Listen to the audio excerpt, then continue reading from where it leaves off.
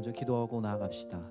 주님, 오늘도 우리를 부르시고 우리를 택하여 주시고 우리의 마음을 아시고 우리의 모든 것들을 친히 붙드시고 인도하실 그 주님께 오늘도 모든 것을 맡겨드리며, 하나님 정말 주님을 바라보는 것이 우리의 유일한 소망임을 다시 한번 기억하는 시간 될 수 있도록 이 말씀을 통해, 이 예배를 통해 더 주님께 나아가게 하여 주시옵소서. 주님만 영광 받으시는 귀하고 복된 시간 될 수 있도록 성령님 인도하여 주시옵소서. 우리 다 같이 예배를 위해서 우리 방언으로 기도하실 수 있는 분들은 다 같이 방언으로 함께 기도하시면 좋겠습니다. 함께 주여 한번 외치고 통성으로 기도하겠습니다. 주여, 아버지 감사합니다. 하나님은 하나님 위하는 자리로 나가시고 하나님은 하나님 위하는 보게 하시며, 아버지 하나님 주님께 모든 영광을 올려줄 수 있도록 모든 것을 허락하신 주님, 오늘도 하나님을 주님의 바라보며 하나님을 지체하며 하나님도 신뢰하며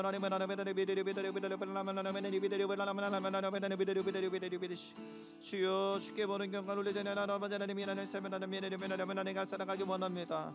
하나님께서 하나님 나아가시는 자리를 통해 또 주님이 하나님의 하나님께 하여 주시고 하나님의 하나님의 갈 수 있는 은혜만 하나님의 드릴 수 있도록 주여 인도하여 주시기를 원합니다. 오 주여,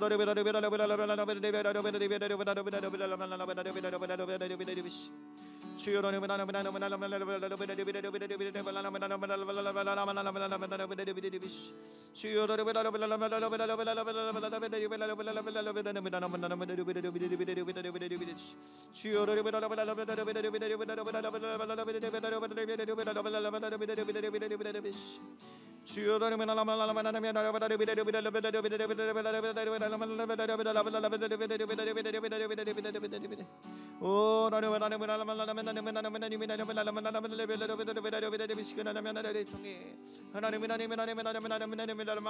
원하고 아버지 하나님이 나아가신 하나님의 시간을 내려주기를 원합니다.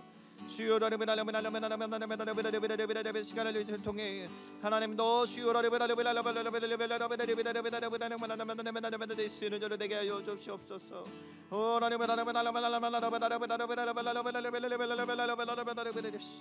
주여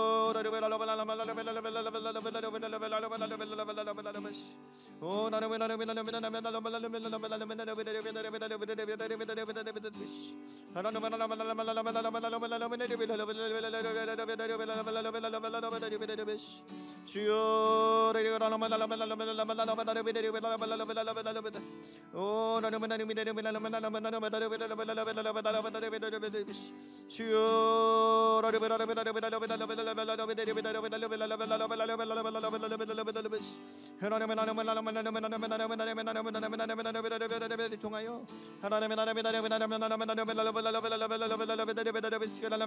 수 있는 자로 되게 원합니다. 오 주여 하나님의 저를 알아가여 주시옵소서. 하나님은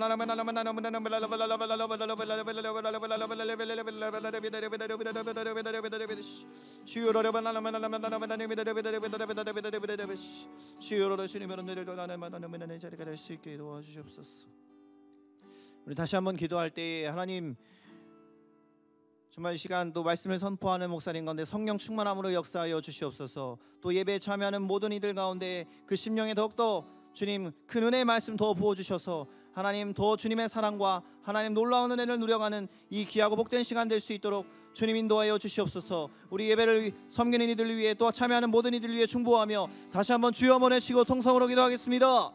주여, 주여 감사합니다. 오늘도 세우신 죄정을 위하여 함께 기도하오니 하나님이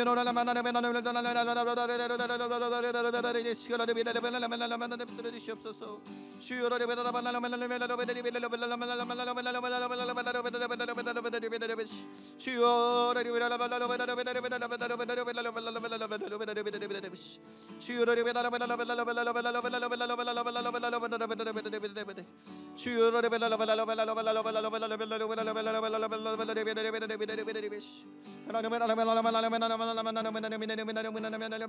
주를 통해 하나님이 내게 원합니다. 또 하나님의 세우시는 되게 하시고 하나님의 것에 성경을 가운데 하나님을 통해 하나님을 받아주시고 주님을 바라보게 하시고 하나님을 인격하게 하시고 하나님을 아버지 하나님을 지키러 나갑니다. 우리 하나님을 하는 것들은 하고 나가게 될지라도 그러나 하나님을 하나님을 강하시오니 오늘 하나님이 완전히 넘치는 의미 가운데 하나님 오늘도 하나님의 뜻이었어. 오늘도 하나님의 이 시간 하나님의 말씀하시는 하나님이 열심히 오시는 아버지 하나님의 나라가 넘치는 하나님의 나라가 될 줄로 믿습니다. 오늘 이 하나님의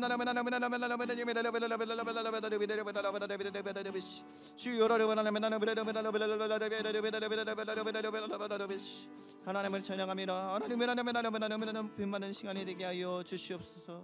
주님만을 찬양합니다. 주님만을 높여드리기 원합니다. 아버지 하나님 감사합니다. 오늘도 놀라운 은혜와 사랑으로 우리를 인도하여 주심에 감사드립니다. 하나님 앞에 오늘도 마음과 뜻을 다해 정말 주님 기뻐하시는 예배로 나아가길 원합니다. 하나님 우리의 힘으로가 아닌 하나님께서 허락하시는 그 지혜와 하나님 우리에게 베풀어 주시는 그 놀라운 능력으로 말미암아 그것을 힘입어 오늘도 우리가 나아가는 줄로 믿습니다. 겸손하게 오늘도 하나님 바라보게 하시고 하나님 우리에게 주시는 말씀이 무엇인지 하나님 우리의 귀를 기울여 정말 그것을 잘 받게 하시고 또한 아버지 그것을 붙잡고 순종하는 삶으로 이어질 수 있도록 이 시간도 성령 충만함으로 인도하여 주시옵소서. 우리가 그렇게 지혜롭게 하나님께 영광 올려드리는 귀한 성도로 세워지기를 간절히 원하오니 이 시간도 주님 저희를 통해 홀로 영광 받으시고 주님의 이름만 더 거룩히 여김받는 시간 될 수 있도록 인도하여 주시옵소서.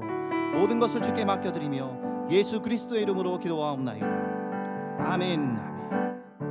이 시간 영광 받으시는 우리 주님밖에 없습니다. 우리 은혜 아니면 함께 찬양하며 나갑시다.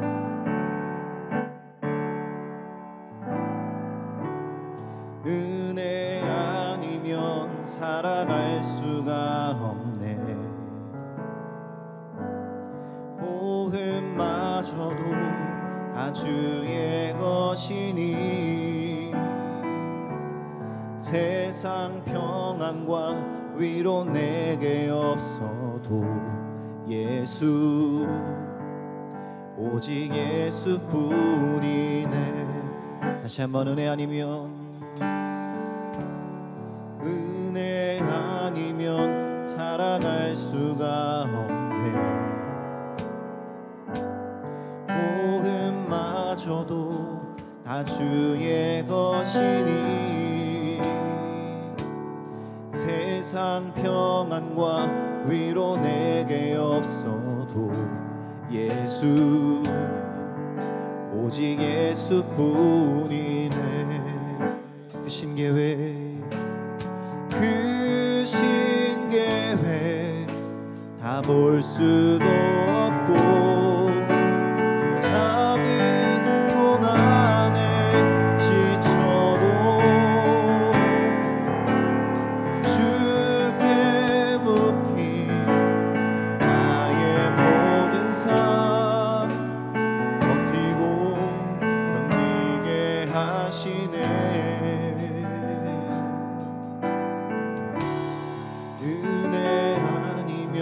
살아갈 수가 없네. 나의 모든 것 다 주께 맡기니 참된 평안과 위로 내게 주신 주 예수 오직 예수뿐이네.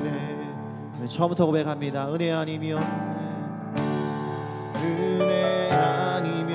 살아갈 수가 없네. 호흡마저도 다 주의 것이니 세상 평안과 위로 내게 없어도 예수 오직 예수뿐. 다시 한번 고백할까요? 은혜 아니면 은혜 아니면 살아갈 수가 없네. 호흡 가져도 다 주의 것이니 세상 평안과 위로 내게 없어도 예수 오직 예수뿐이네. 깨끗신 계획 크신 계획 다 볼 수도 없고 작은 고난에 지쳐도 주께 묶인 나의 모든 삶 버티고 견디게 하시네. 다시 한번 크신 계획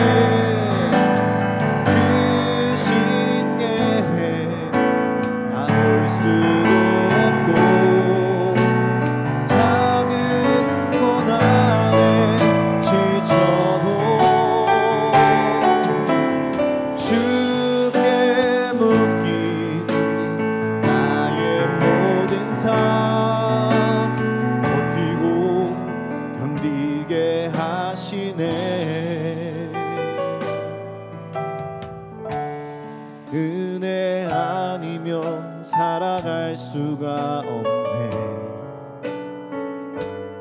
나의 모든 것 다 주께 맡기니 참된 평안과 위로 내게 주신 주 예수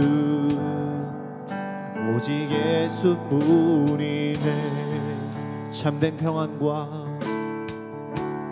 참된 평안과 위로 내게 주신 주 예수 오직 예수뿐이네. 아멘. 오늘도 주님의 은혜로 우리가 이렇게 나아갈 수 있는 줄로 믿습니다. 그 은혜를 힘입어 나아간 우리가 오늘도 더욱더 주의 이름을 붙들고 하나님의 능력 사모하며 나아가는 이 시간 되길 원합니다. 우리 기쁨으로 힘차게 박수치면서 찬양드리겠습니다.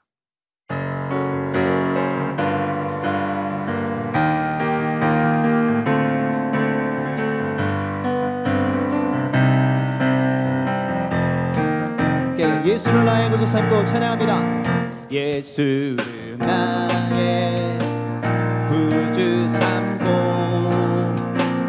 성령과 피로써 거듭나니 이 세상에서 내 영혼이 하늘의 영광 누리고.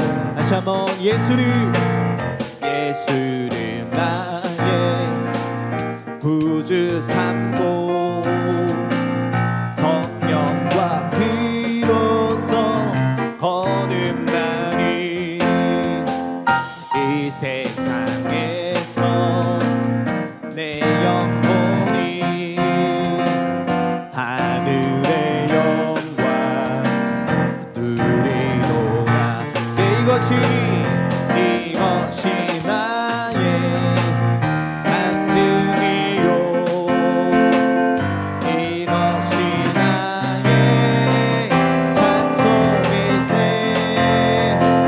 나 사는 동안 끊임없이 구주를 찬송하리로라. 온전히 주께 맡기네요. 사랑의 음성을 듣는 중에 천사들 왕래하는 것과 하늘의 영광 보리로라. 아멘. 이것이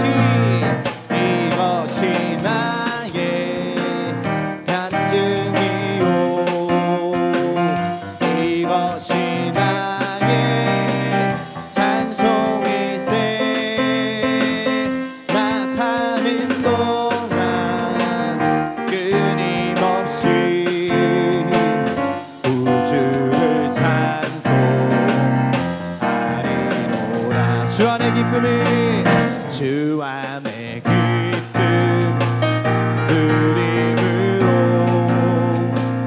마음의 풍랑이 잔잔하니 세상과 나는 한곳 없고 구속한 주만 보이로 함께 이것이 나의 간증이요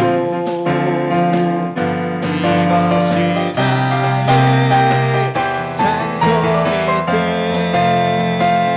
나 사는 동안 끊임없이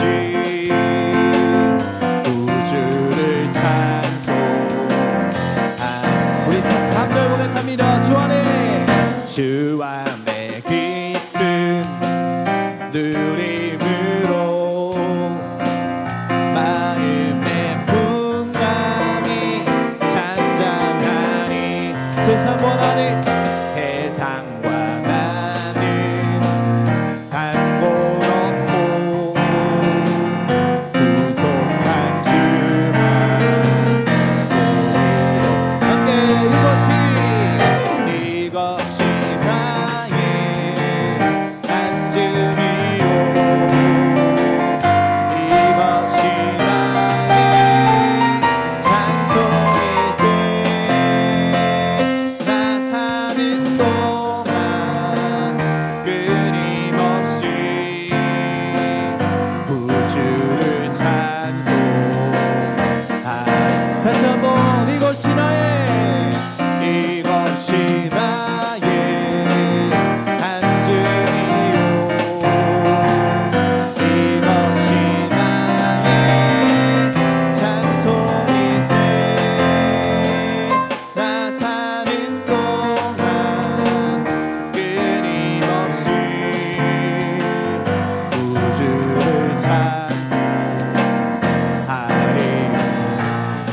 성령이여 채우소서 성령이여 채우소서 메마른 나의 심령 위에 주님의 은혜에 담비 내려 나는 뻑적 셔주옵소서 주의 권세 주의 능력 지금 이 시간이 마셔서 악한 권세 모두 깨뜨리고 주님 나라 임하소서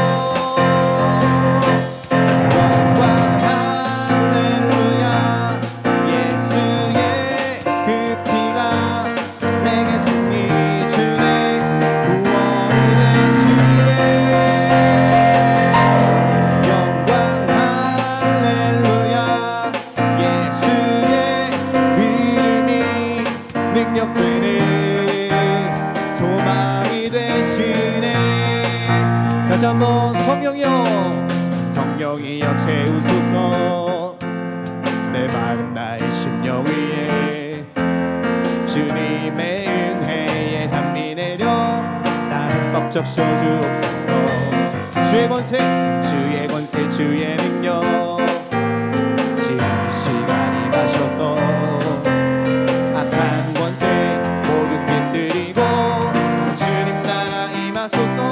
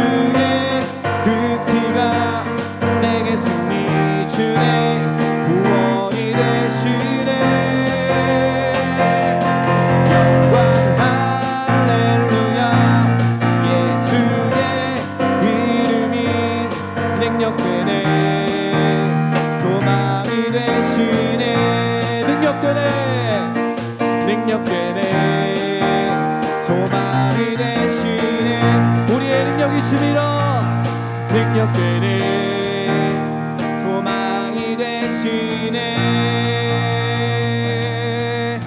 할렐루야. 모든 영광이 올려드립니다. 찬양받게 합당하신 우리의 능력이 되신 주 예수의 이름을 높여드립니다. 할렐루야. 아멘.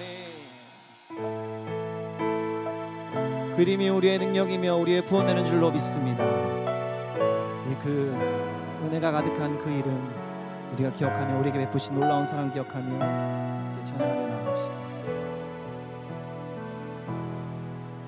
내가 누려왔던 모든 것들이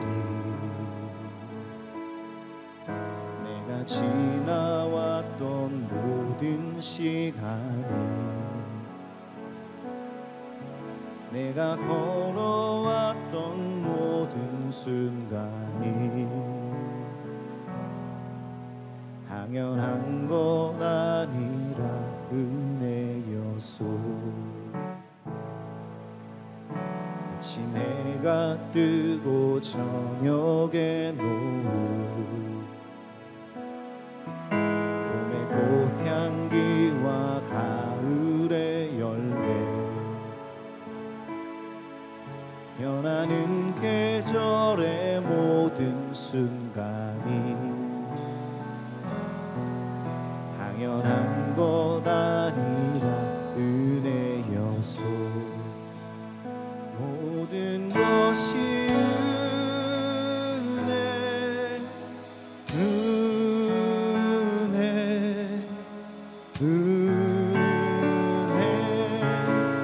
한없는 은혜 내 삶에 당연한 건 하나도 없었던 것을 모든 것이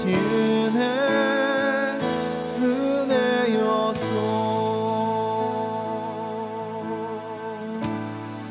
내가 이 땅에 태어나 사는 것 어린아이 시절과 지금까지 숨을 쉬며 살며 꿈을 꾸는 삶 당연한 것 아니라 은혜였소. 내가 하나님의 자녀로 살며 오늘 찬양하고 예배하는 삶 복음을 전할 수 있는 축복이 당연한 것 아니라 은혜였소.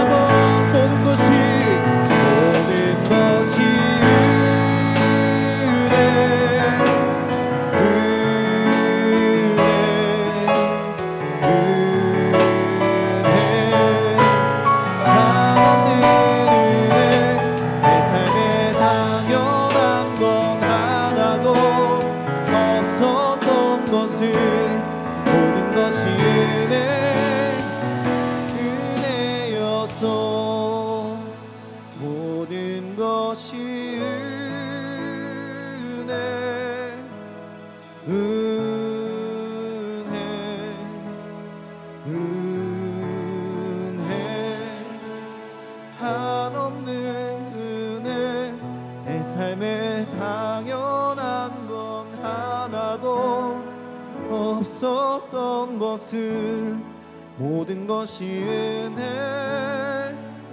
은혜여서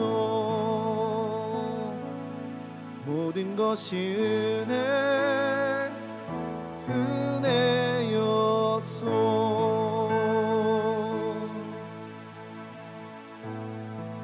우리에게 주신 그 모든 것이 하나님 아버지의 은혜인 줄로 믿습니다. 우리가 그 주님을 의지하는 것이, 그 주님만 사랑하는 것이, 그 주님의 말씀만 붙들고 나가는 것이, 그것이 바로 지혜이고 주님의 뜻이며 우리가 참 생명을 얻는 길인 줄로 믿습니다. 우리에게 베푸신 놀라운 은혜 오늘도 함께 붙들고 구하며 나가길 원합니다. 주님, 이 시간 나의 손에 있는 모든 것들을 다 내려놓고 다시 한번 주님 의지합니다. 하나님의 은혜를 다시 한번 기억합니다. 하나님 변함없으신 그 놀라운 사랑을 우리가 찬양합니다. 이 시간도 이 예배를 통해 하나님만 거룩히 여김받게 하시고 하나님 앞으로 더 가까이 나가는 복된 시간 될 수 있도록 성령님 인도하여 주시옵소서. 함께 예배를 위해 주여 보내시고 동성으로 기도합니다. 주여, 아버지 하나님 감사합니다. 하나님 오늘 놀라운 사랑과 은혜로 하나님 다시 한번 주님 앞에 모든 것을 하나님 우리의 마음을 새롭게 깨달아가는 시간이 되길 원합니다. 다시 한번 주님의 은혜와 하나님의 능력을 우리 가운데 의지하며 붙들고 나가는 이 시간 되어지길 원합니다. 하나님이여, 여전히 우리 계신 감정이 주님이 있다며 하나님이 주님을 온전히 신뢰하지 못하면 하나님 우리의 모습을 하나님 이 시간 예배를 통해 다시 한번 하나님 앞에 가까이 나가게 하시고 하나님 변함없으신 놀라운 은혜와 능력을 하나님 그 가운데 구하는 우리 모두가 될 수 있도록 하나님 이 모든 것이 주님의 은혜임을 다시 한번 하나님 내 삶의 당연한 것이 나의 모든 인생이 주님의 것임을 다시 한번 기억하며 주 앞에 드리고 하나님 우리가 불안 마음으로 하나님 주님께서 베푸시는 하나님 그 변함없으셨던 하나님 그 생명 그 놀라운 은혜가 다시 한번 우리를 덮고 하나님 우리 그렇게 하는 내 시간에 들어있습니다. 하나님 그것으로 말미암아 새로워지는 시간 되게 하여 주시옵소서. 다시 한번 우리 앞에 나아가며 견뎌나는 시간 될 수 있도록 주님 인도하여 주시옵소서. 하나님 모든 충만한 물을 마실 줄 믿습니다. 하나님 앞에 구하오니 시간 될 수 있도록 주님 인도하여 주시옵소서.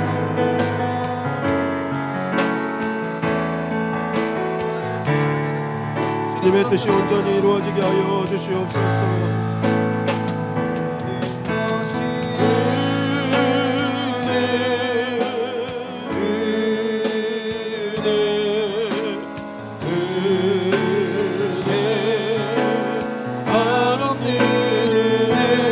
내 삶에 당연한 건 하나도 없었던 것은 모든 것이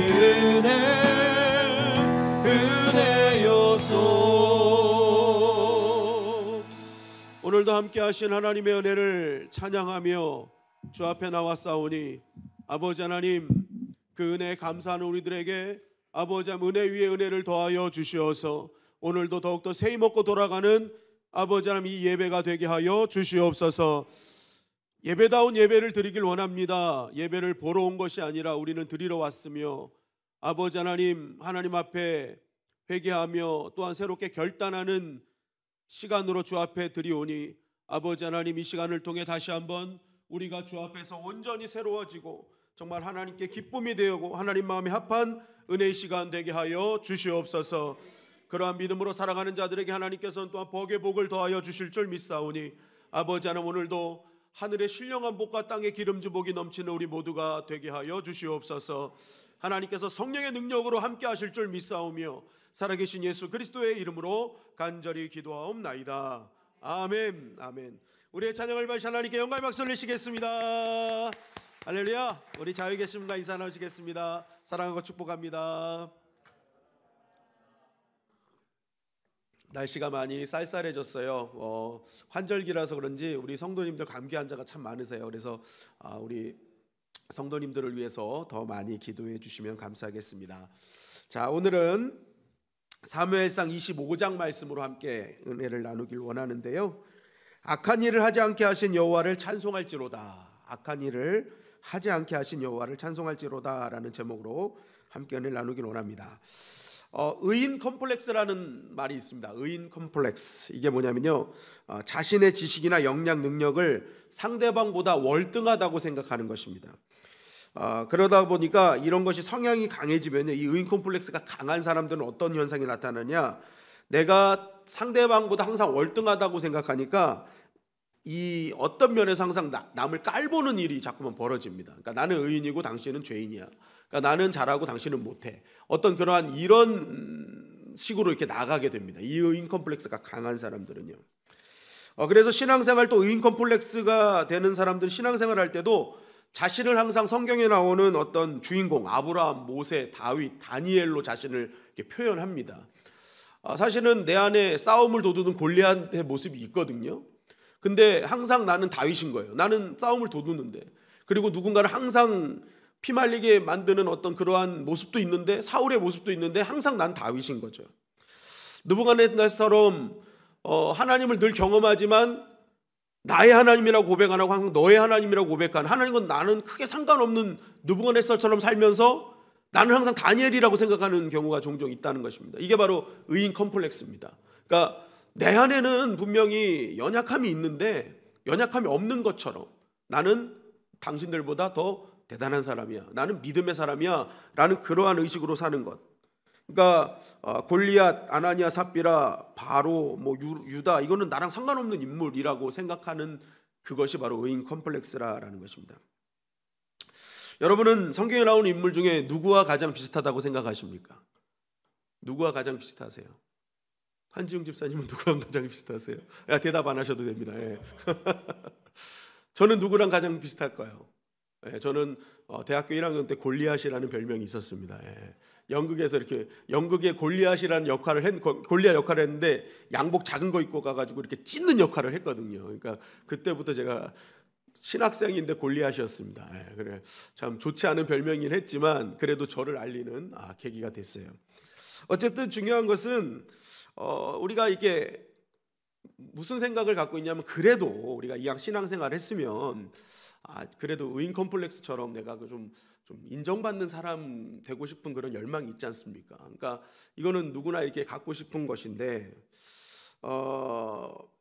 어쨌든 그걸 가지고 그 자체가 나쁜 게 아니라 이제 나는 의인이다, 그러니까 넌 죄인이야라는 어떤 이 시각이 이제 나쁜 거죠. 내가 다윗처럼 하고 싶은 거 괜찮아요. 근데 다윗이라고 생각해서 상대방을 다 골리앗과 사울처럼 만드는 것은 잘못된 거다라는 거죠. 여러분이 성경 인물 중에 정말 닮고 싶은 사람이 있다면 누구를 닮고 싶으십니까? 아마 톱3 안에 들어가는 사람 중에 하나가 아마 다윗일 겁니다. 우리가 계속 지금 구약에 보는 다윗인데요. 다윗은 하나님께 유일하게 내 마음에 합한 자라는 그런 칭호를 받은 사람이죠. 그리고 다윗은 사람들 모두가 인정하는, 그러니까 통일 왕국할 때 모든 지파가 인정했던 그런 왕 아닙니까? 그러니까 이 최고의 왕입니다. 그러다 보니까 이스라엘 국기 가운데 별도 다윗의 별이라고 하잖아요. 다윗의 별. 그리고 서양권에서는 다윗의 이름을 굉장히 많이 사용합니다. 다비드, 데이비드. 그리고 제가 찾아봤더니 애칭이 그거더라고요. 데이브. 이게 다윗의 애칭이더라고요. 그러니까 이러한 이름들을 많이 사용하거든요. 그러니까 왜요? 다윗처럼 살고 싶고 다윗처럼 은혜를 누리고 싶은 열망이 있는 것입니다.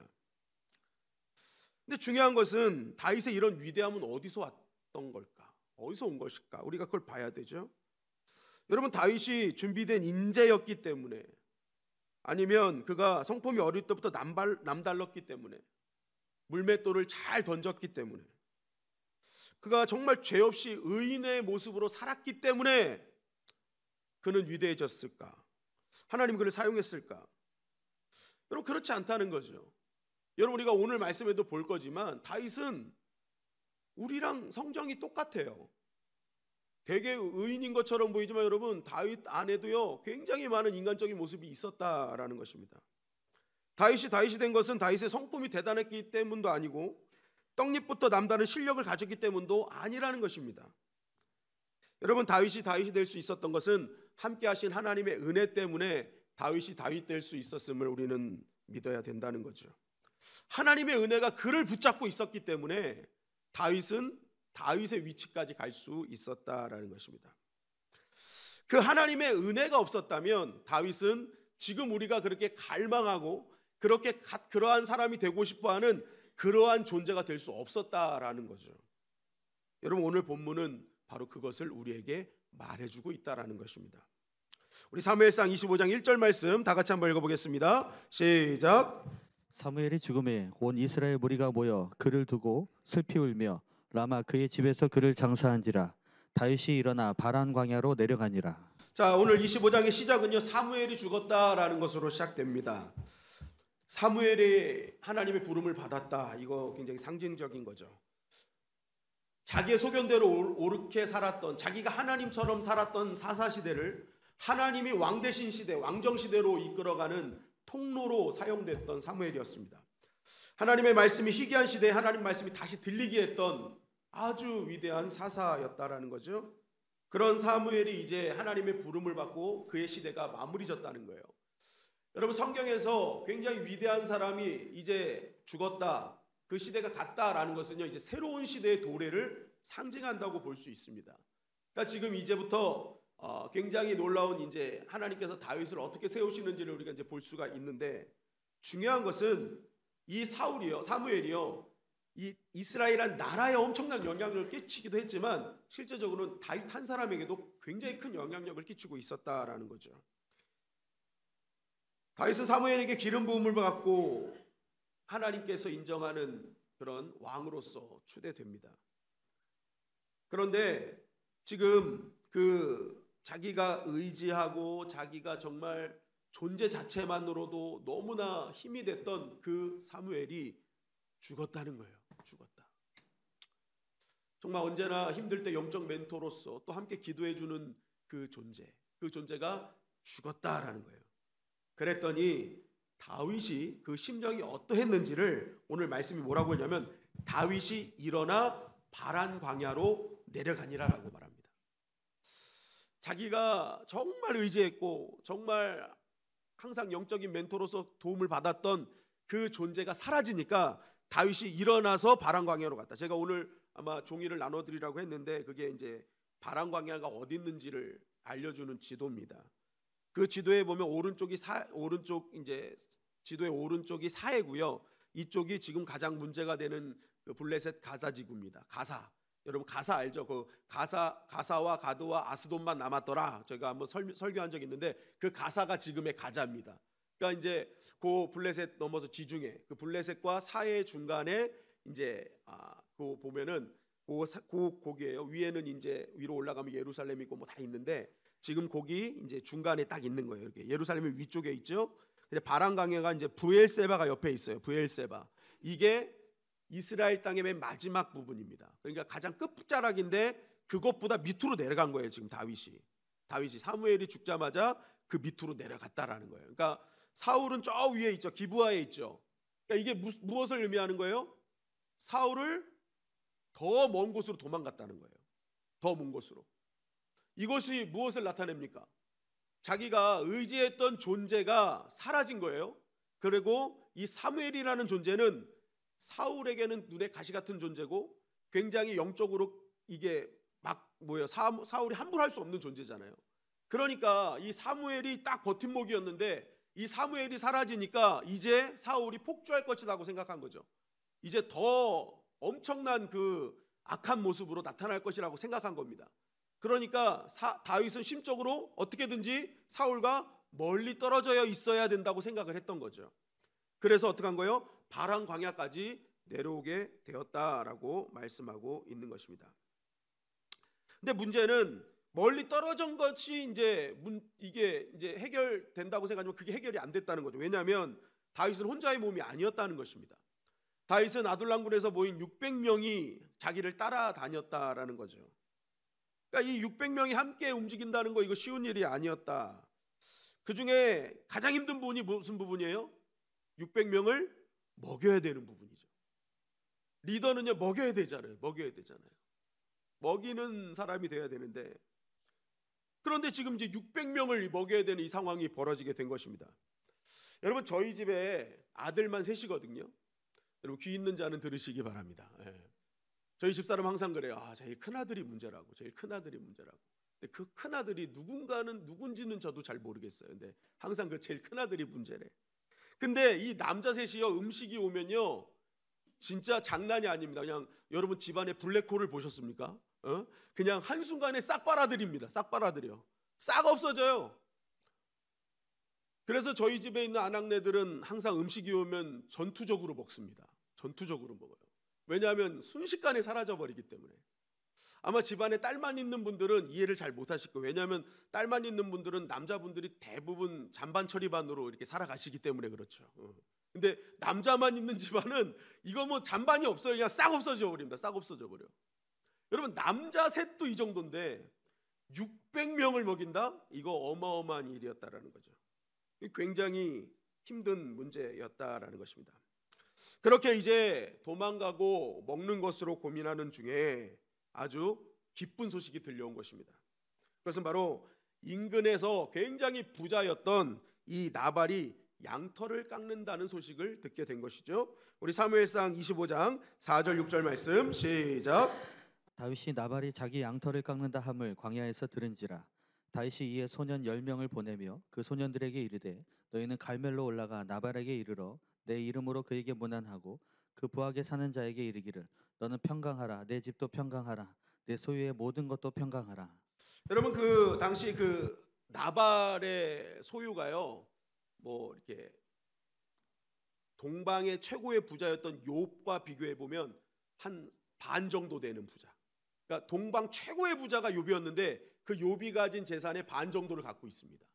그러니까 여기가 완전 대기업이라면 나발은 중소기업 이상이에요. 그죠? 굉장히 부자인 사람이다. 나발도. 근데 이 나발이요 그렇게 부자인 나발이 양털 깎는다는 거예요.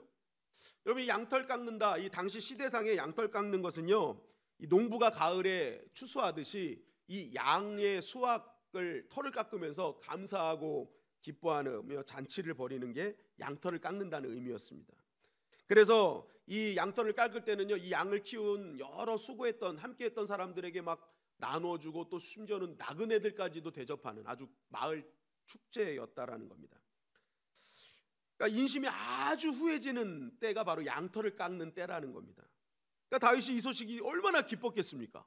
지금 먹일 음식이 없어가지고 고민하고 있었는데 야 부잣집에서 양털을 깎아?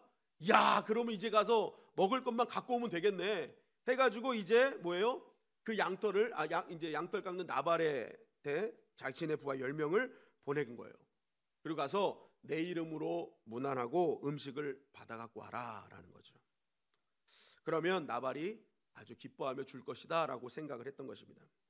여러분 다윗이 이렇게 생각한 이유가 보면 6절에 보니까 내 이름으로 문안하라 할 때 그 문안을 어떻게 하라는 거예요? 너는 평강하라 내 집도 평강하라 내 소유의 것도 평강하라. 3번의 평강이 오죠. 샬롬 샬롬 샬롬이에요. 너가 평강하길 원한다. 너의 집이 평강하길 원한다. 너의 집에 가진 모든 것이 평강하길 원한다. 이게요 여러분 당시 유대인들 사회에서 굉장히 친분이 있는 사람한테 하는 인사법이었답니다. 여러분 옆에 분과 인사 나누시겠습니다. 당신 평강하십시오. 당신이 가진 것이 평강하십시오. 당신의 가정이 평강하십시오. 시작. 당신 평강하십시오. 집도 평강하십시오. 모든 것이 평강하십시오. 그렇게 들어보니까 어떠세요? 기분이 괜찮아요. 나도 평강하고 집도 평강하고 내가 가진 것도 다 평강하니까 좋잖아요. 근데 제가 이렇게 보니까 이거 너무 길어. 그래서 제가 방법을 가르쳐 드립니다. 샬샬샬롬 하면 됩니다. 예. 세 번 살롬이에요. 샬샬샬롬 그냥 그렇게 해버리십시오. 그러니까 이게 굉장히 이게 친한 친분이 있었다는 것을 표현하고 있는 거예요. 그러니까 다윗과 나발은 생면부지의 그런 사람들이 아니라 알고 있었다라는 것입니다. 왜 그러냐면 다윗이 나발의 양떼를 지켜줬다라는 겁니다. 사무엘상 25장 7절 8절 말씀 시작. 내게 양털 깎는 자들이 있다 함을 이제 내가 들었노라. 내 목자들이 우리와 함께 있었으나 우리가 그들을 해하지 아니하였고 그들이 갈멜에 있는 동안에 그들의 것을 하나도 잃지 아니하였나니 내 소년들에게 물으면 그들이 내게 말하리라. 그런즉 내 소년들이 내게 은혜를 얻게 하라. 우리가 좋은 날에 왔은즉 내 손에 있는 대로 내 종들과 내 아들 다윗에게 주기를 원하노라 하더라 하라. 자, 다윗이 왜 기뻐하며 줄 거라고 생각했냐면 분명히 말한 거예요. 분명히 너희 목자들이 우리 함께 있었다. 근데 우리는 사실 숫자가 많아서 우리가 맘만 먹으면 무력으로 너희 거 뺏을 수 있었어. 그런데 우리 그렇게 하지 않고 너희 것을 지켜줬잖아. 너희 양떼 지켜줬잖아. 그러니까 뭐예요? 내 소년들이 내게 은혜를 얻게 하라라는 거죠. 은혜 줄 거야. 그 은혜를 받았으니 은혜를 갚을 거야라는 거죠. 그러니까 얼마든지 이 상황이 다윗 입장에서는 당연히 줘야 될 상황이라고 생각했던 거죠. 그리고 이 나발이요, 그 나발을 소개하는데 보면 갈렙 족속이라고 얘기해요. 갈렙 족속은 유다 지파 아닙니까? 그럼 다윗도 어떤 지파예요? 유다 지파잖아요. 그러니까 족보상 같은 지파예요. 저 복야공파 36대 손이거든요. 그러니까 복야공파인 거예요. 우리 복야공파. 저기 권 씨가 있는데 그 권준 형제가 복야공파면요 저랑 되게 가까운 사이입니다. 근데 파를 모르겠어요. 파를 모르겠는데 어쨌든 지금 같은 파예요. 이게 유다 지파잖아요. 유다 지파. 그러니까 촌수도요, 여러분, 먼 촌수가 아닙니다. 이거 양떼만 지켜준 것뿐만 아니라 이 족보를 따지면요 그냥 가까운 친척이에요. 친척. 그러니까 다윗 입장에서는 뭐 족보도 그렇고 내가 지켜준 것도 보면 분명히 그 은혜를 베풀 거야 라고 당연하게 생각했다라는 것입니다. 그런데 다윗이 생각 못한 변수가 있었습니다. 그게 뭐냐? 바로 그 상대방이 누구였다? 나발이었다라는 거예요. 나발. 그 나발의 왜 변수였느냐? 나발에 대해서 이렇게 말씀하고 있습니다. 사무엘상 25장 2절부터 3절 말씀 시작. 마온에 한 사람이 있는데 그의 생업이 갈멜에 있고 심히 부하여 양이 3,000마리요 염소가 1,000마리이므로 그가 갈멜에서 그의 양털을 깎고 있었으니 그 사람의 이름은 나발이요 그의 아내의 이름은 아비가일이라.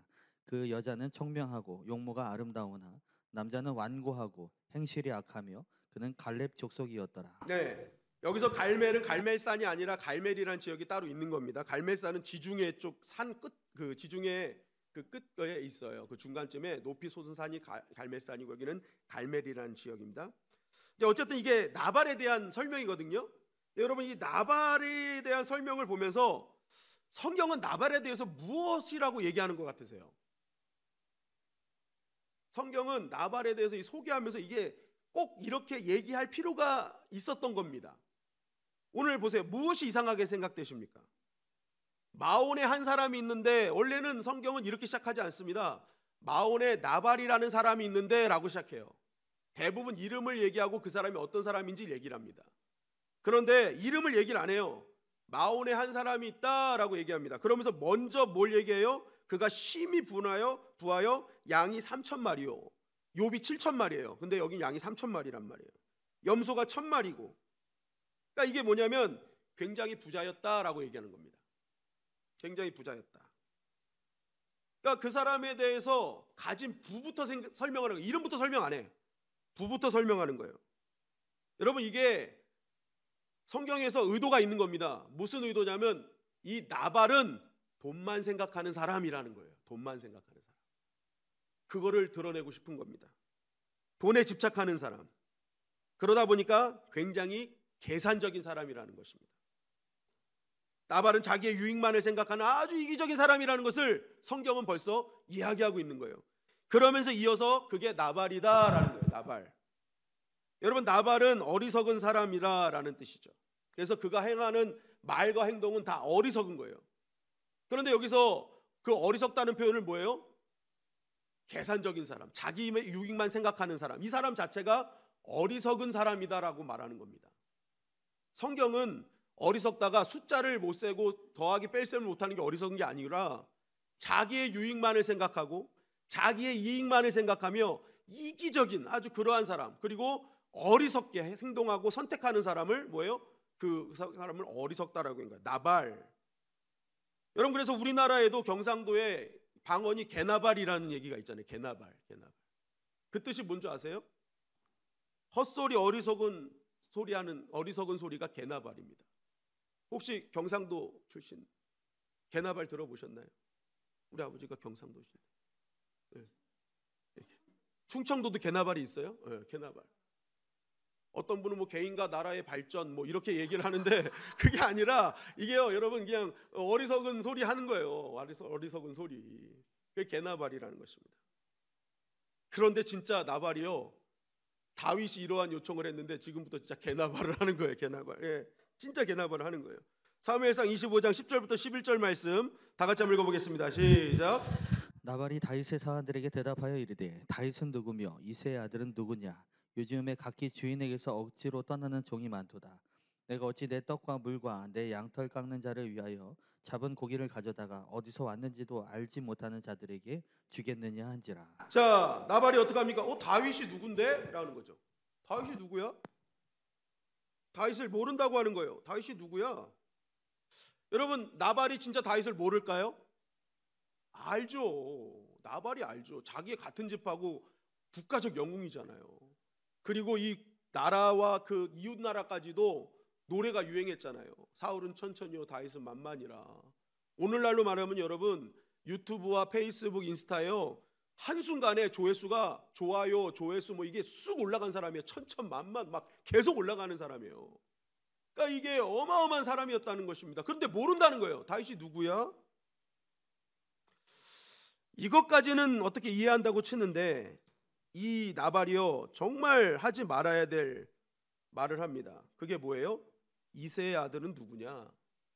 아버지를 건드리죠. 요즘 가족 건드리면 안 된다고 하잖아요. 가족은 건들지 마 그러는데 가족을 건듭니다. 이새가 누구야? 아버지 누구시노? 정말 해서는 안 되는 진짜 말 그대로 개나발을 하는 거예요.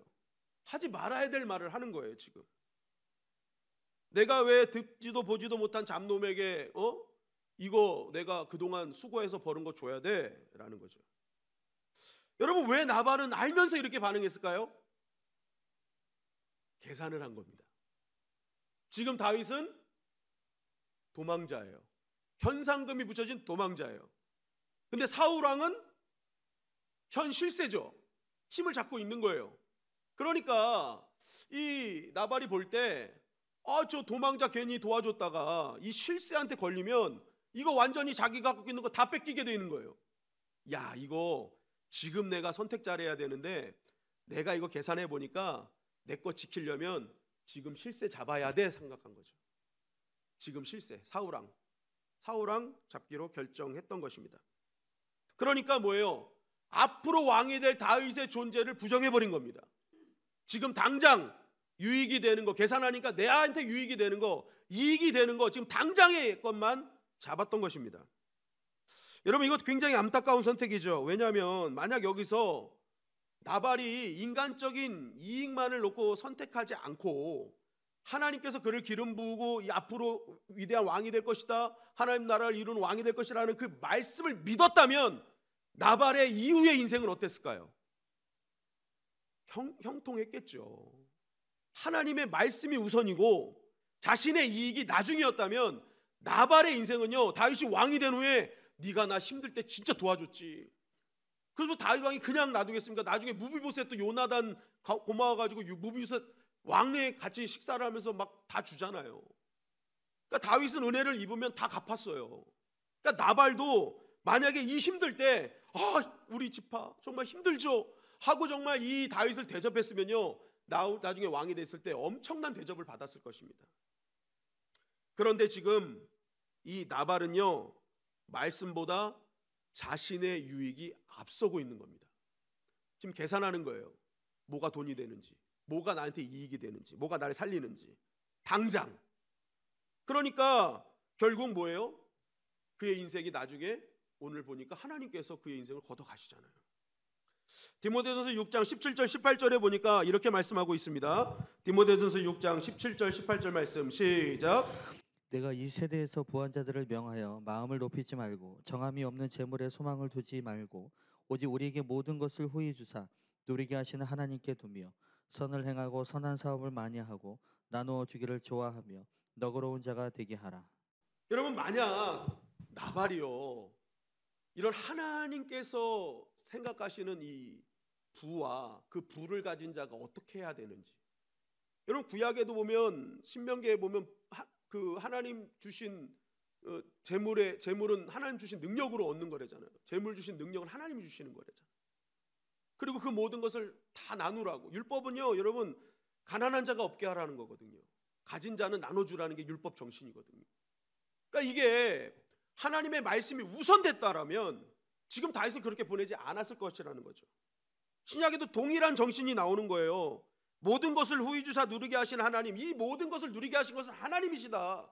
내가 아니다. 내 능력이 아니다. 하나님 주신 거다. 그러니까 그것을 하나님께서 주신 것을 알면 너가 선을 행하고 선한 사업을 많이 하고 나눠주기를 좋아해라. 그러면 어떻게 해요? 너그러운 자가 되면 하나님 복 주시겠다는 거예요. 그게 율법 정신입니다. 근데 그거를 말씀이 앞서지 않고 자기 유익이 앞서니까 결국 뭐예요? 인간적 계산 앞에 어리석은 부자로 남게 되더라라는 것입니다. 우리는 여기서 또 어리석은 자가 누군지를 알게 되죠. 자기의 이익만을 추구하는 존재가 어리석은 자며, 또한 하나님의 말씀이 앞서지 않는 자가 또 어리석은 자인 거예요. 나의 인생을 살 때 나의 인생을 무엇이 앞서가고 무엇이 주도해 가는가, 무엇이 나의 인생을 선점하고 있는가. 여러분, 하나님의 말씀이 앞서가면요 지혜로운 자가 될 줄 믿습니다. 하나님의 말씀이 나를 살린다니까요. 근데 지금 하나님의 말씀이 앞서지 않고 오직 자기의 유익만을, 당장을 사는 그 욕심만 가지고 살아가니까 결국 뭐예요? 인생이 어리석게 되는 거예요. 시편 14편 1절은 이렇게 우리에게 증거하죠. 시작. 어리석은 자는 그의 마음에 이르기를 하나님이 없다 하는도다. 그들은 부패하고 그 행실이 가증하니 선을 행하는 자가 없도다. 네, 어리석은 자는 하나님이 없다는 거죠. 하나님이 없다는 것은 말씀도 믿지 않는 거죠. 은혜도 사모하지 않는 겁니다. 여러분, 사울왕이 왜 어리석은 자가 됐습니까? 사울왕도 똑같이 말씀을 앞세우지 않고 자기의 자리에만 욕심을 갖고 자기 그거에만 막 신경 썼잖아요. 내 자리 뺏기면 안 돼. 자기 자리 욕심, 자기만의 욕심. 하나님의 뜻이 없어요. 하나님의 계획을 알려고 하지 않아. 그냥 자기 자리 욕심이 있는 거예요. 그러니까 어리석은 선택을 계속하는 겁니다. 하나님의 말씀이 없으니까요 모든 선택이 다 어리석은 거예요. 당장 저 사람을, 다윗을 죽여야 내가 산다고 생각하는 거예요. 얼마나 어리석은 거예요. 그러니까 지금 이 말씀이 없는 자들은요 다 지금 어리석은 삶을 살고 있더라라고 성경 우리에게 고발하고 있는 거죠. 그런데 놀라운 사실은 오늘 다윗도 그러더라는 겁니다. 이러한 나발의 말을 들은 다윗의 반응을 보면 우리 사무엘상 25장 12절 13절 말씀 시작. 이에 다윗의 소년들이 돌아서 자기 길로 행하여 돌아와 이 모든 말을 그에게 전하매 다윗이 자기 사람들에게 이르되 너희는 각기 칼을 차라 하니 각기 칼을 차매 다윗도 자기 칼을 차고 400명 가량은 데리고 올라가고 200명은 소유물 곁에 있게 하니라. 자, 이 말을 들은 다윗이 어떻게 합니까? 칼 차라는 거예요. 야, 칼 차라. 몇 명이 차요? 600명 중에 몇 명을 칼을 채워요? 400명 채웁니다. 누구 죽이러 가는데? 나발 하나 죽이러 가는데. 나발 하나 죽이러 가는데 400명 칼차게 만드는 거예요 지금. 어떤 분은 그래요. 자존심 상하게 만들었잖아요. 다윗 열받게 했잖아요. 그러니까 열받으면 그럴 수 있죠. 여러분, 물론 인간적으로 이해는 됩니다. 그러나 지금까지 살아왔던 다윗의 선택을 보자고요. 여러분, 다윗이 사무엘상 23장에 보면은 그일라 사람들을 돕는 장면이 나와요. 그일라 사람들이 타작마당에서 블레셋 사람들에게 먹을 걸 뺏기고 있어요. 근데 다윗은 도망 중이었어요. 그런데 그 소식을 들으니까 다윗이 마음에 막 이게 막 도와주고 싶은 마음이 오는 거예요. 그래서 하나님께 묻습니다. 하나님, 그일라를 도와야 될 거예요, 말아야 될 거예요? 했더니 하나님이 도와라 그러시는 거예요. 근데 주변 사람들 안 됩니다. 우리 지금 도망 중인데 이거 지금 돕다가는 우리 위치 다 발각됩니다. 절대 안 됩니다. 막 그런단 말입니다. 그럼에도 불구하고 다윗이 어떻게 합니까? 하나님 말씀이니까 도우러 가요. 그래서 거기를 도와줍니다. 그래서 다 해결돼요. 그런데 아니나 다를까 사울이 그 소식을 듣고 이제 다윗을 잡으러 오는 겁니다. 근데 다윗이 마음속에 하나님께 또 묻고 싶은 거야. 그래서 뭘 물었냐면, 하나님, 제가 도와준 이 그일라 사람들이 저를 배신할까요? 배신하지 않을까요? 그랬더니 하나님이 뭐라고 하십니까? 배신할 거야 그러시는 거예요. 널 배신할 거야. 여러분, 죽음에 목숨을 걸고 자신을 지켜줬는데 그 사람 배신하면 기분이 얼마나 나쁩니까? 다윗은요 지금 칼로 그일라 사람들을 다 쳐서 물리칠 수 있어요. 그런데 하나님께서 너를 배반할 거야 하는 말을 들음에도 불구하고 다윗은 그일라 사람들에게 해를 가하지 않고 그냥 자신과 함께한 사람들과 빠져나온단 말입니다. 나발보다 오히려 더 나쁜 사람들이죠. 이거는요 정말 하나님께 묻고 목숨 걸고 가서 지켜준 거 아닙니까? 나발한테 도와주겠다 뭐 이런 거 한지는 모르겠는데 성경에는 도와달라는 말 없이 그냥 다윗이 지파 사람이니까 도와줬던 것 같아. 자기가 선택한 길이잖아요 그거는. 근데 여기는 하나님께 묻고 간 거예요. 그러니까 이게 뭐예요? 이 굉장히 마음이 아프죠. 자기도 도망자고 목숨 걸고 간 건데 오히려 배반하니까 이거 복수할 수 있었는데 그냥 나왔단 말입니다. 사울왕 역시도 국가적 영웅인 자신을 역적으로 만들어서 죽일로 만들었잖아요. 그런 사울을 2번 죽일 찬스가 있었습니다. 그럼에도 불구하고 다윗은 2번 다 하나님 기름 부은 자를 어떻게 내가 손댈 수 있느냐고 그 상황에서 죽이지 않았단 말입니다. 다윗은 자기가 열받는다고 자기가 억울하다고 해서 함부로 칼을 휘두른 사람이 아니었다는 거예요. 그런데 오늘은 어떻게 해요? 나발 앞에서는 나발 1명 죽이자고 400명 칼 채우는 존재로 바뀌어져 버린 것입니다. 그리고 이 분노는요 가면 갈수록 더 커지죠. 처음에는 나발 1명 죽이려고 갔는데 가다 보니까 내가 그 집에 있는 모든 남자의 씨를 다 죽여버리겠다 합니다. 여러분 이것을 통해서 우리에게 뭘 말씀하고 있습니까? 다윗 안에 사울이 있는 거예요. 여러분 사울왕이 그 노베 제사장 다윗 도와줬다고 아무런 관련 없는 높 제사장들 다 죽였잖아요. 몰살시켰잖아요. 사울도요 여러분 한 사람 잘못했는데 다 몰살시키는 게 사울이에요. 근데 지금 다윗도 하나님의 말씀, 하나님의 뜻 이거 멀어지니까요 뭐예요? 사울처럼 그 안에 사울이 나오는 거예요. 그냥 다 몰살시키자는 거예요. 다 몰살시키자. 자신이 가진 그 하나님 주신 거잖아요. 하나님 주신 것을 가지고 하나님은 그것을 이웃을 도우라고 살리라고 아픈 사람, 힘든 사람, 힘겨운 사람 주라고 하나님께서 했는데 그것을 어려운 사람을 위해 쓰지 않는 나발, 어려운 사람을 더 힘들게 하는 이 나발. 근데 하나님께서 다윗에게 칼이라는 그리고 권력이라는 힘을 주셨는데 그 힘을 아무런 힘 없는 한 사람에게 쓰는 다윗. 무엇입니까? 다윗 안에 나발이 있는 겁니다. 우리가 그렇게 인정하고 의인이라고 얘기했던 다윗 안에 사울왕이 있고 나발이 있더라는 겁니다. 다윗이 하나님의 은혜에서 멀어지고 말씀에서 멀어지니까 나발이 한 짓 그대로, 사울왕이 한 짓 그대로 하고 있더라는 거예요. 여러분 마찬가지로 우리 안에도요 하나님의 말씀이 점점점 사라지고 은혜가 사라지면요 어느 순간 우리 안에 나발이 나오고 사울이 나온다는 거죠. 나만 생각하는 나발. 그리고 기분 나쁘면 그냥 내가 가지고 있는 힘 막 써버리고 더 분노해가지고 요만큼인데 더 이만큼 부풀려가지고 더 많이 힘들게 하는 이 사울의 모습이 우리 가운데 있다라는 것입니다. 하나님의 말씀과 은혜가 우선되지 않으면 다 똑같다는 거죠. 근데 누가 의인이고 누가 죄인이라고 감히 말할 수 있겠습니까?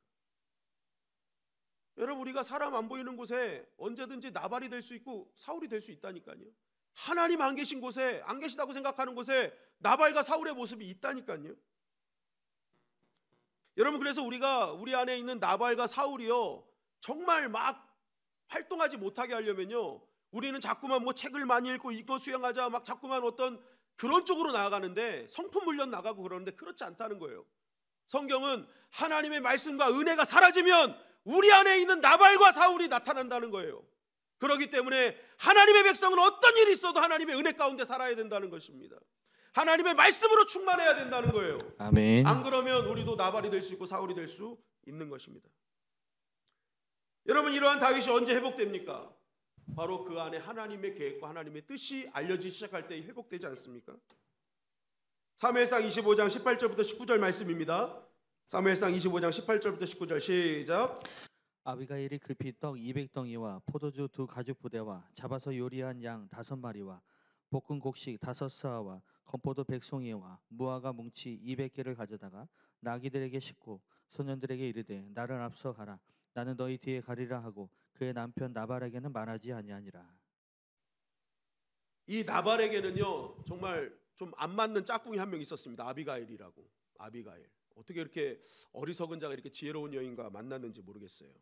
꼭 우리 집을 보는 것 같습니다. 예, 우리 집을 보는 것 같은데. 어쨌든 이 아비가일이요 이 얘기를 듣고 급히 음식을 준비해요.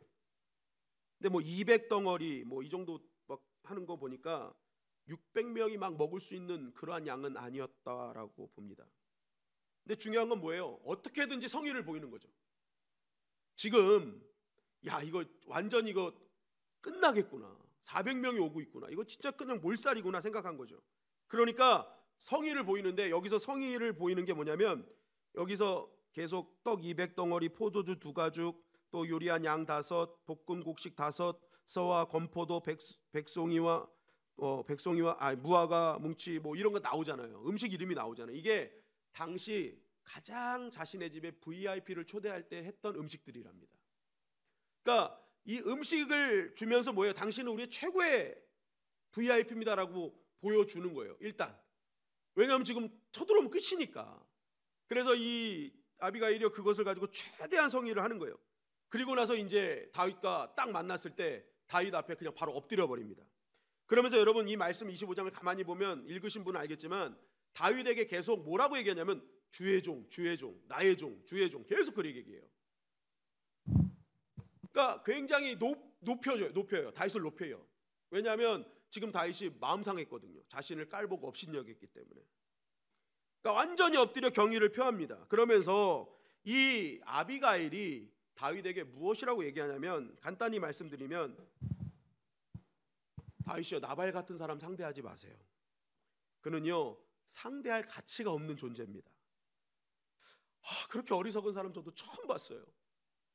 차라리 내가 알았더라면 이런 일은 벌어지지 않았을 건데 이건 어쩌면 저의 잘못입니다 하면서 먼저 다윗의 시선을 나발에게서 누구에게 돌려요?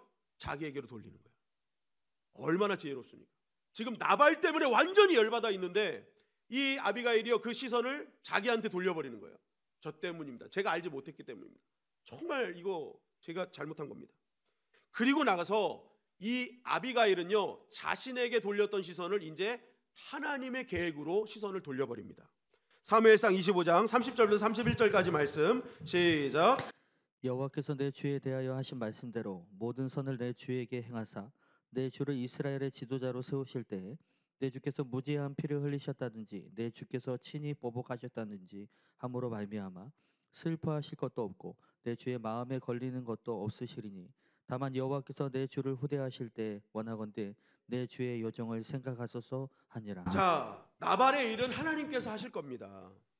그러니 당신의 칼을 더럽게 하지 마세요. 당신의 칼에 피 묻히지 마세요. 왜냐하면 하나님의 계획은 당신을 어떻게든지 왕으로 세우실 겁니다. 그건 하나님의 약속이기 때문에. 하나님은 큰 그림을 갖고 계세요. 지금 당신은 지금 도망자 신세지만 하나님이 당신을 향한 놀라운 계획을 갖고 계십니다. 하나님은 당신을 이스라엘 왕으로 세우실 겁니다. 그런데 지금 상대할 가치도 없는 저 나발에게 칼을 대신다면 나중에 대어버리는데 엄청난 방해가 될 수 있습니다. 아무것도 아닌 존재 괜히 손대가지고 저거 왕 자격도 없어. 저거 어떻게 저런 나발같이 연약한 존재에 대해서 자기 화난다고 저렇게 함부로 해?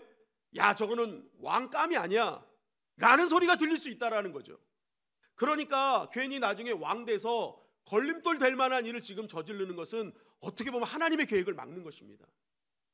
그러니까 하나님을 향한 큰 그림을 믿고 이 작은 일에 신경 쓰지 마세요. 나발 같은 사람 때문에 시간 낭비, 감정 낭비, 에너지 낭비하지 마세요. 지금 당신은 그럴 때가 아니라 하나님의 큰 그림을 보고 가셔야 될 때입니다. 여러분 나발은요, 이 아비가일은요 너무 지혜로운 사람이에요. 지금은요 이 말 한마디로 나발 하나 살린 게 아니고요 다윗도 살렸고요 더 나아가서 이스라엘 나라를 살렸습니다. 그러니까 이 아비가일이 얼마나 대단한 지혜를 갖고 있는지 몰라요. 결국 이러한 아비가일의 얘기에 지금 상황에 완전히 깊이 잠겨 있어가지고 지금 당장에 자신의 감정에 막 노출돼가지고 당장에 내 마음만 해결해 주려고 하는 그거에 잡혀있던 다윗에게 그 마음속 깊은 곳에 있던 하나님의 계획을 다시 수면 위로 올려버린 겁니다. 그렇지, 난 하나님께서 세우신 왕이지. 나를 통해 하나님의 나라를 이루시지. 그래서 다윗이 이 아비가일의 얘기를 듣고 이렇게 얘기를 하는 것입니다.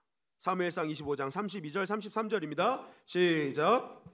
다윗이 아비가일에게 이르되 오늘 너를 보내어 나를 영접하게 하신 이스라엘의 하나님 여호와를 찬송할지로다. 또 내 지혜를 칭찬할지며 또 내게 복이 있을지로다. 오늘 내가 피를 흘릴 것과 친히 복수하는 것을 내가 막았느니라. 여러분, 다윗이 말합니다. 하나님께서 보내셔서 너를 영접하게 하셨다. 이건 진짜 하나님의 은혜다. 찬송해야 된다. 왜 그렇습니까? 내가 피를 흘릴 것과 친히 복수할 것을 막아줬기 때문에. 지금 다윗은요, 이 아비가일의 소리를 누구의 소리로 듣고 있어요? 하나님의 소리로 듣고 있는 겁니다. 하나님이 보내신 자. 저 아비가일을 통해 하나님께서 나를 향한 계획을 말씀하고 내가 정말 당장의 상황에 묶여서 정말 하나님께서 준비하신 큰 그림을 망칠 뻔했구나. 나를 향한 하나님의 계획이 있었지. 나는 하나님의 존귀한 자지. 그러면서 뭐예요? 다윗이 회복이 되어버렸습니다. 하나님의 계획, 하나님의 음성, 하나님의 뜻이 그 안에 들어오니까 침체되고 완전히 밑바닥에 있었던 다윗이 뭐예요? 다시 한번 회복되어 하나님의 영광을 위해 살아가더라는 것입니다. 잠언서 14장 1절은 이렇게 우리에게 말씀하고 있습니다.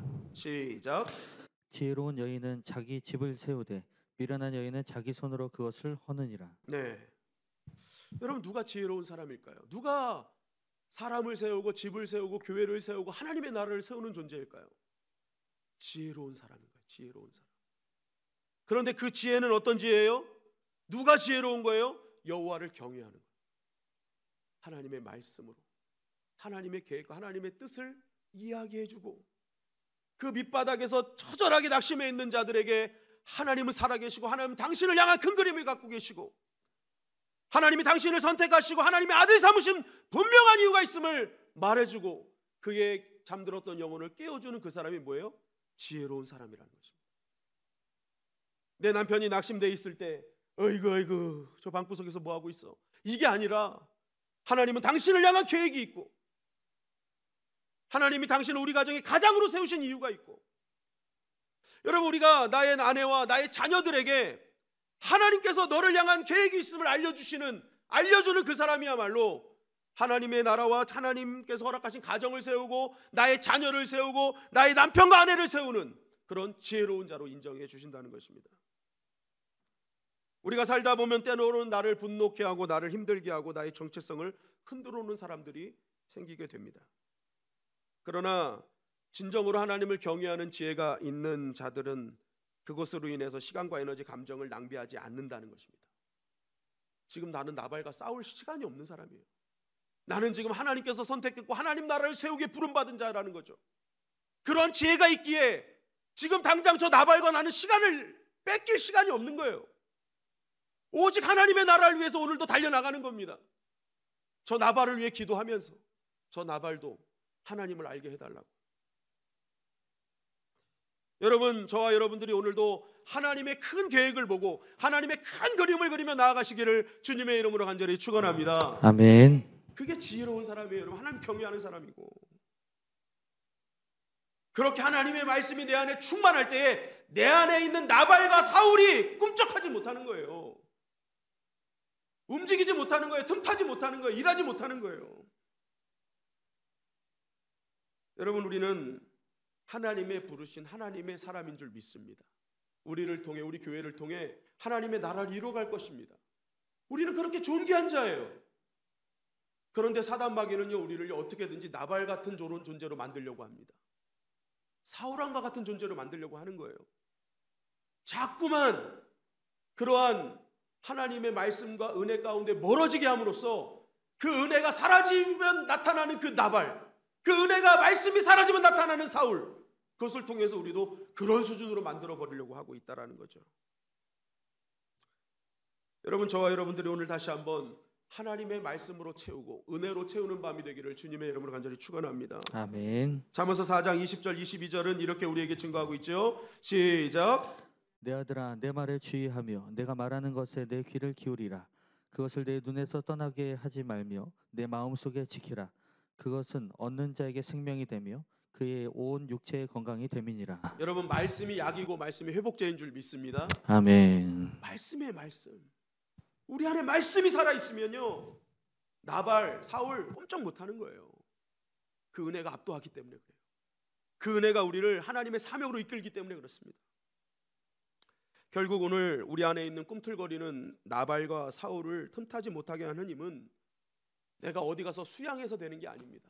명상해서 되는 게 아니에요, 여러분. 우리가 어떻게든지 하나님 은혜에 빠져버려야 되는 것입니다. 밑 빠진 독에 물 붓는 것은 다른 독을 갖고서 물을 붓는 게 아니라요, 그 독을 우물 안에 던져버리면 됩니다. 그러면 그 독은 채워지는 거죠. 우리는 어떻게 보면 깨진 항아리 같은 존재 아니겠습니까? 이것 상처받고 저것 상처받아서 이리 깨지고 저리 깨져서 은혜가 새어나갑니다. 그때 여러분, 자꾸만 부으려고 하지 마세요. 내가 어떻게든지 뭔가 넣으려고 하지 마세요. 내 노력으로 하지 마세요. 내가 성령 안에 들어가 버리면 됩니다. 말씀 안으로 나를 던져버리면 됩니다. 그러면 네. 그때 하나님의 말씀이 폭포수처럼 채워지는 것이고 하나님의 은혜가 가득 채워져서 이 마지막 때를 상처 입은 치유자로 살아갈 수 있는 것이죠. 아멘. 여러분, 여러분들이 지혜로운 아내와 남편이 되셔서 여러분들의 남편과 아내를 살리시는 자가 되시기를 주님의 이름으로 간절히 축원합니다. 아멘. 지혜로운 부모가 되어 여러분들 주신 하나님의 귀한 자녀들을 잘 세워나가는 그러한 위대한 부모들이 되길 바랍니다. 지혜로운 교회 직분자 리더들이 되어서 신음하는 목원들과 지체들을 하나님 계획 안으로 들어오게 하는 존재들이 되시기를 주님의 이름으로 간절히 축원합니다. 여러분, 우리도 은혜 떠나면 역시 나발일 수밖에 없습니다. 사울이 우리 안에 꿈틀꿈틀 거릴 수밖에 없습니다. 오늘 이 말씀 꼭 기억하셔서 듣는 말씀을 그냥 듣는 것으로 끝나지 마시고, 우리 히브리서 4장 말씀에 나왔잖아요. 들은 말씀, 듣는 자가 믿음과 결부시키지 않아서 문제가 된다고. 말씀을 듣는 것으로 끝나면 아무런 능력이 없습니다. 말씀은 들은 말씀을 붙들고 순종하는 순간부터, 믿음과 결부시키는 순간부터 그 말씀이 하나님의 말씀으로 살아서 역사하시기 시작한다는 거예요.